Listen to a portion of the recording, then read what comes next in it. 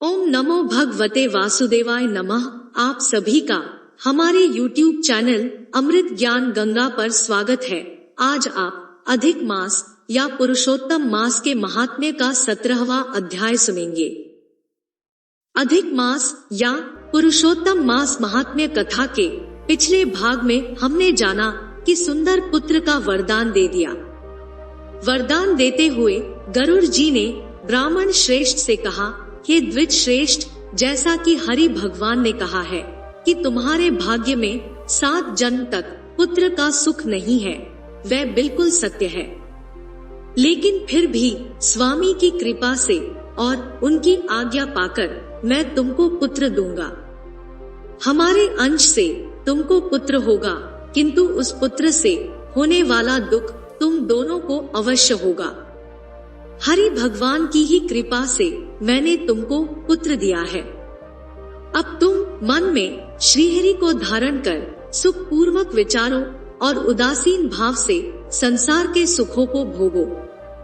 इस प्रकार गौतमी और सुदेव दोनों स्त्री पुरुष को उत्तम वर देकर गरुड़ पर सवार होकर भगवान हरि वैकुंठ को चले गए। सुदेव शर्मा भी स्त्री के साथ अपनी इच्छा अनुसार पुत्र रूपी वर को पाकर अपने घर आ गया और गृहस्थाश्रम के सुख को भोगने लगा। कुछ समय बीतने के बाद गौतमी को गर्भ रहा और 10वां महीना प्राप्त होने पर गर्भ पूर्ण हुआ। समय आने पर गौतमी ने एक पुत्र को जन्म दिया। पुत्र के जन्म पर सुदेव शर्मा बहुत प्रसन्न हुआ। उसने ब्राह्मणों को बुलाकर जात कर्म संस्कार किया और उन ब्राह्मणों को बहुत दान दिया। वाल्मीकि ऋषि बोले कि बुद्धिमान सुदेव शर्मा ने श्रेष्ठ ब्राह्मण और स्वजनों के साथ पुत्र का नामकरण संस्कार किया। उसके गुणों को देखते हुए उसका नाम शुकदेव रखा गया।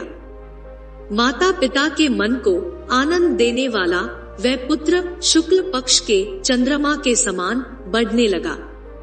उस बालक ने वेद का अध्ययन प्रारंभ किया। उस गुरु वत्सल बालक ने सद्बुद्धि से अपने गुरु को प्रसन्न किया और गुरु के एक बार कहने मात्र से समस्त विद्या को प्राप्त किया। वाल्मीकि ऋषि बोले, एक बार वहां पर देवल ऋषि आए। उनको देखकर सुदेव शर्मा ने हर्ष से दंडवत प्रणाम किया, विधि पूर्वक उनकी पूजा की और महात्मा देवल के लिए आसन दिया। देवल ऋषि उस आसन पर बैठ गए। बाद में अपने चरणों पर गिरे हुए बालक को देखकर देवल ऋषि बोले, हे सुदेव, तुम धन्य हो, क्योंकि तुमने दुर्लभ सुंदर श्रेष्ठ पुत्र को प्राप्त किया है। मैंने ऐसा विनीत, बुद्धिमान और शीलवान पुत्र कहीं भी नहीं देखा है। उन्होंने बालक को अपने पास बुलाया और उस बालक के गुणों के बारे में बताते हुए उस बालक की तारीफ की। इस प्रकार उस बालक के बारे में कहकर उस ब्राह्मण को देखकर देवल ऋषि बोले, हे सुदेव, ये तुम्हारा लड़का गुणों का समुद्र है। कंधा और कोप का संधि स्थान गूढ़ है, शंख के समान उतार चढ़ाव वाले गले वाला, चिक्कन टेढ़े सिर के बाल वाला, ऊंची छाती, लंबी गर्दन, बराबर कान, बैल के समान कंधा, इस तरह समस्त लक्षणों से युक्त ये पुत्र श्रेष्ठ भाग्य का निधि है। लेकिन एक बहुत ही बड़ा दोष है जिससे सब व्यर्थ हो गया। हे सुदेव, ये तुम्हारा लड़का 12वें वर्ष में डूब कर मर जाएगा। लेकिन इसके लिए तुम मन में शोक मत करना। इस प्रकार कहकर देवल मुनि ब्रह्मलोक को चले गए और सुदेव ब्राह्मण पृथ्वी पर गिर गया और विलाप करने लगा। बाद में उसकी स्त्री गौतमी पुत्र का सिर अपनी गोद में लेकर पति से बोली, हे द्विजराज, जो नहीं होने वाला है वह कभी नहीं होगा और जो होने वाला है वह होकर रहेगा। इसलिए हे नाथ, उठिए और सनातन हरि भगवान का भजन करिए, जो समस्त जीवों के रक्षक हैं और मोक्ष पद को देने वाले हैं। सुदेव शर्मा ने अपनी स्त्री गौतमी के वचन को सुनकर स्वस्थ होकर हृदय में हरि भगवान के चरणों का ध्यान करके पुत्र से होने वाले शोक को जल्दी से त्याग दिया। पिछले भाग में हमने यहाँ तक विस्तार से जाना। आज के इस भाग में हम इससे आगे की कथा जानेंगे।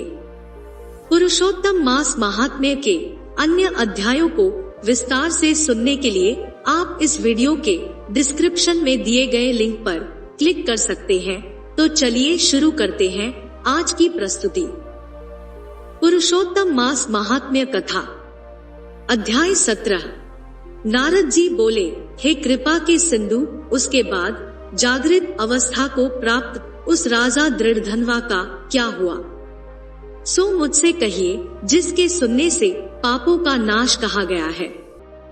नारायण जी बोले, अपने पूर्व जन्म के चरित्र को सुनने से आश्चर्य युक्त तथा और सुनने की इच्छा रखने वाले राजा दृढ़धनवा से वाल्मीकि ऋषि फिर बोले। वाल्मीकि मुनि बोले, इस तरह स्त्री के मुख से शीतल वाणी को सुनकर सुदेव शर्मा धैर्य धारण कर हरि भगवान में चित्त को लगाता हुआ दीर्घ श्वास लेकर दीन मुख सुदेव शर्मा जो होने वाला है वह होगा, ये मन में निश्चय कर पुष्ट समिधा आदि के लिए वन को गया। इस प्रकार करते उस सुदेव शर्मा का कितना ही समय बीत गया। बाद किसी दिन समिधा कुश फल पुष्प आदि के लेने के लिए वन को गया। वहां जाकर सुदेव शर्मा मन से हरि भगवान के चरण कमलों का ध्यान करने लगा। उसी दिन उसका लड़का शुकदेव अपने मित्रों के साथ बावली को गया। बावली में प्रवेश कर समवयस्क मित्रों के साथ जल यंत्रों से जल फेंकता हुआ और बार बार हंसता हुआ खेलने लगा। गर्मी के ऋतु में बार बार जल में खेलता हुआ हर्ष को प्राप्त हुआ। इस तरह प्रेम में मग्न सब बालकों से खेल करते हुए अथाह जल में खड़ा हुआ वह शुकदेव बालक मित्र बालकों से पीड़ित होकर मित्रवर्ग के भय से भागने की इच्छा करता हुआ और भाग्य से प्रेरित हो अपने श्वास को रोककर अपने मित्रों को छलने की इच्छा से वहां अथाह जल में गोता लगाया। किंतु उस जल में व्याकुल होकर उससे बाहर निकलने की इच्छा करता सहसा उस अथाह जल में वह बालक मृत्यु को प्राप्त हो गया।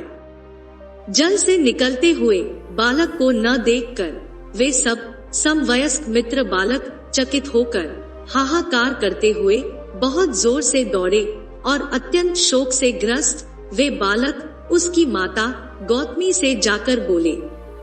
उन बालकों के अत्यंत अप्रिय वज्रपात के समान वचन को सुनकर पुत्र में प्रेम करने वाली वह गौतमी तुरंत पृथ्वी पर गिर गई। उसी समय वन से सुदेव शर्मा आया। पुत्र का मरण सुनकर कटे वृक्ष के समान पृथ्वी पर गिर गया। बाद दोनों ब्राह्मण स्त्री पुरुष उठकर बावली को गए। वहां जाकर मृत पुत्र का आलिंगन कर उसके शरीर को गोद में लेकर सुदेव शर्मा बारंबार पुत्र का मुख चूमने लगा। अपने गोद में स्थित मृत पुत्र को बार बार देखता हुआ रोता विलाप करता गदगद अक्षर से बोला। सुदेव शर्मा बोला, हे पुत्र, मेरे शोक को नाश करने वाले शीतल सुंदर और शुभ वचन को बोलो। हे वत्स, मेरे मन को प्रसन्न करो। वृद्ध माता पिता को छोड़कर तुम जाने के योग्य नहीं हो। हे वत्स, वेदाध्ययन के लिए तुम्हारा श्रेष्ठ मित्र बुला रहा है और बड़े हर्ष से पढ़ाने के लिए उपाध्याय तुमको बुला रहे हैं। हे पुत्र, शीघ्र उठो। इस समय क्यों सो रहे हो? तुमको छोड़कर घर नहीं जाऊंगा। घर में मेरा क्या काम है? तुम्हारे बिना इस समय मेरा घर शून्य जंगल के समान हो गया है। तुमको फल मूल प्रिय हो तो मेरे सामने से उठो। यदि नहीं उठोगे तो वन को भी नहीं जाऊंगा। वन में क्या काम है? मैंने कोई निंदित काम नहीं किया और ब्रह्म हत्या भी नहीं की, फिर किस कर्म के फल से मेरा पुत्र मर गया? अहो ब्रह्मा, तुमने ऐसा करके कौन सा बड़ा फल प्राप्त किया? हे निर्दय वृद्ध, दीन मेरे नेत्र को लेकर निर्धन का धन और दोनों स्त्री पुरुषों का सहारा इस पुत्र को हरण करते तुमको लज्जा क्यों नहीं होती? सर्वत्र तुम दयालु हो, परंतु मेरे विषय में निर्दय हो गए, सो क्यों? अहो आश्चर्य है, मेरे भाग्य से ये उल्टा कैसे हुआ है? स्वभाव से सुंदर पुत्र की खोज इस समय मैं कहाँ करूं? हे पुत्र, तुम्हारे मुख और सुंदर नेत्र को कहाँ देखूंगा? मेघ जल को बरसाता है, पृथ्वी धान्य को पैदा करती है, पर्वत रत्नों को और समुद्र मुक्तासार मणि को देते हैं, परंतु उस देश को नहीं देखता हूँ जहाँ मरा हुआ पुत्र मिलता हो, जिसके शरीर का आलिंगन कर हृदय के ताप को छोड़ता है। हे वत्स, तुम एक बार शीघ्र वचन सुनाओ और दया करो। तुम्हारी माता लज्जा छोड़कर चील के समान अत्यंत विलाप करती है। हे पुत्र, उसको देखकर तुमको दया क्यों नहीं पैदा होती है? माता पिता की आज्ञा बिना तुम कभी भी नहीं गए। हे पुत्र, हम दोनों से बिना पूछे ही दूर के मार्ग को गए हो क्या? इस समय किसके वेदाध्ययन की उत्तम वाणी को सुनूंगा? हे वत्स, आज तुम्हारे और तुम्हारे मनोहर मधुर वचन के स्मरण से मेरा हृदय 100 टुकड़ा नहीं हो रहा है, क्योंकि मेरा हृदय लोहे के समान है। हे कौशलेंद्र राजा दशरथ, तुमको हम धन्य मानते हैं, क्योंकि रामचंद्र के वन जाने पर पुत्र के ताप से दग्ध वे प्राणों को नहीं रख सके, परंतु पुत्र के मर जाने पर भी जीवित रहने वाले मुझको धिक्कार है। हे गोविंद, हे विष्णु, हे यदुनाथ, हे नाथ, हे श्री रुक्मिणी के प्राणपति, हे मुरारे, हे दीन पर दया करने वाले, हे दयालु, पुत्र रूप अग्नि के ताप से संतप्त मेरी रक्षा करो। हे देवादिदेव, हे समस्त लोक के नाथ, हे गोपाल, हे गोपीश, हे चक्र को हाथ में धारण करने वाले, हे यमुना के विष दोष को हरने वाले, पुत्र रूप अग्नि के ताप से संतप्त मेरी रक्षा करो। हे बैकुंठ के वासी विष्णु, हे नरकासुर के नाशक, हे चराचर के आधार, हे संसार रूप समुद्र से पार करने के लिए जहाज रूप अर्थात संसार समुद्र से पार उतारने वाले, हे ब्रह्मादि देवताओं से नमस्कृत चरण पीठ वाले, पुत्र रूप अग्नि के ताप से संतप्त मेरी रक्षा करो। हमारे समान शठ दूसरा कोई नहीं है, जो मैंने देवकी पुत्र श्री कृष्णचंद्र के वचनों का उल्लंघन कर पुत्र में दुराशा की। कौन अभागा पुरुष भाग्य में न रहने वाली वस्तु को प्राप्त कर सकता है? प्रिय भक्त जनों, पुरुषोत्तम मास की कथा का ये अध्याय यही समाप्त होता है। इससे आगे की कथा हम अगले भाग में प्रस्तुत करेंगे।